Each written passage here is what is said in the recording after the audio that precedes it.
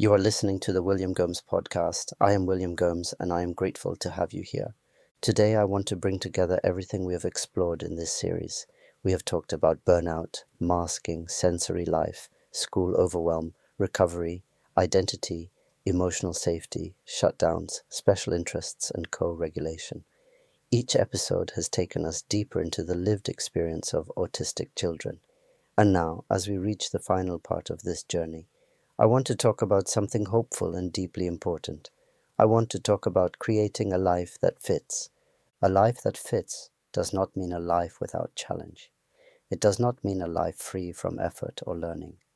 It means a life shaped around the child's neurology, instead of forcing the child to bend themselves into shapes that exhaust them. It means building a world where the child can be their authentic self, rather than a version of themselves crafted for the comfort of others. For too long, autistic children have been asked to adapt to environments that do not work for them. They are told to tolerate noise, follow complex social expectations, mask discomfort, ignore sensory pain, and keep up with demands that drain them. And when they struggle, the focus is often on changing them, correcting them, or training them to cope better. But the truth is simple. When we shape environments around the child, rather than shaping the child around the environment, everything begins to shift. Their nervous system settles. Their communication becomes clearer. Their relationships deepen. Their interests flourish. Their identity strengthens. And the child begins to move through the world with more ease, not because they have changed, but because the world around them has. Creating a life that fits starts with listening. Listening to the child's body language, their refusals, their preferences, their interests, and the small signals that tell us what feels safe or overwhelming. These signals are not inconveniences, they are clues. They help us understand what the child needs in order to thrive. It also means designing sensory environments that match the child's comfort. Soft lighting instead of harsh brightness.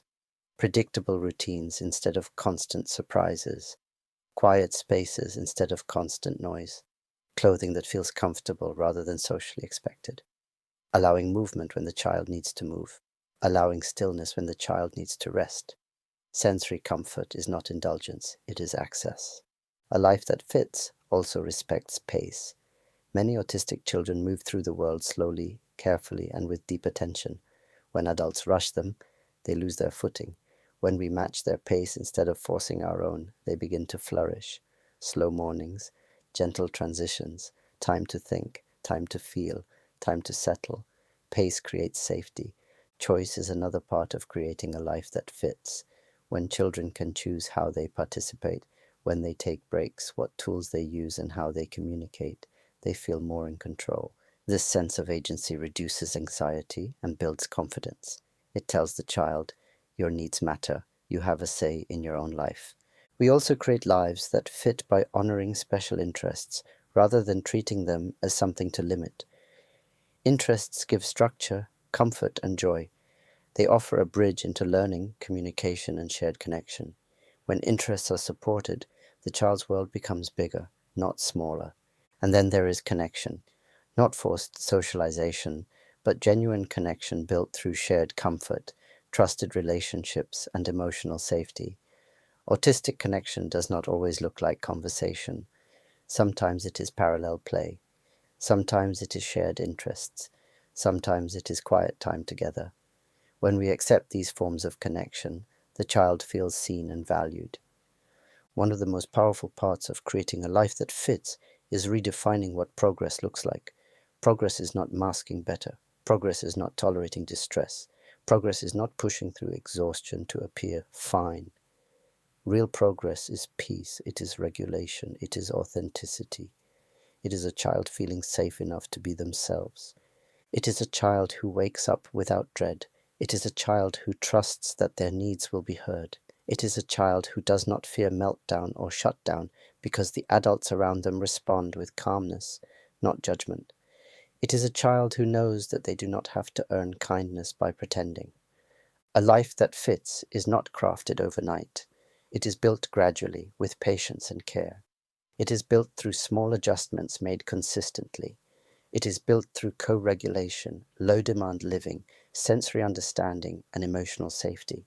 And it is built through compassion, real compassion, the kind that sees the child not as someone who needs fixing, but as someone who needs support, respect, and belonging. When we create lives that fit autistic children, we are not shrinking their world, we are expanding it. We are giving them the foundation they need to explore, learn, and grow. We are giving them the freedom to follow their interests, to find their voice, and to express their identity without fear. And perhaps most importantly, we are telling them that their way of being is not wrong. It is not a problem. It is not a failure to meet expectations. It is a valid, beautiful, meaningful way of moving through the world. A life that fits is a life where the child can breathe deeply, stand steadily, and move forward with confidence. It is a life shaped around who they truly are, and when we commit to building that life with them, we create something far more powerful than compliance. We create trust, we create safety, we create joy.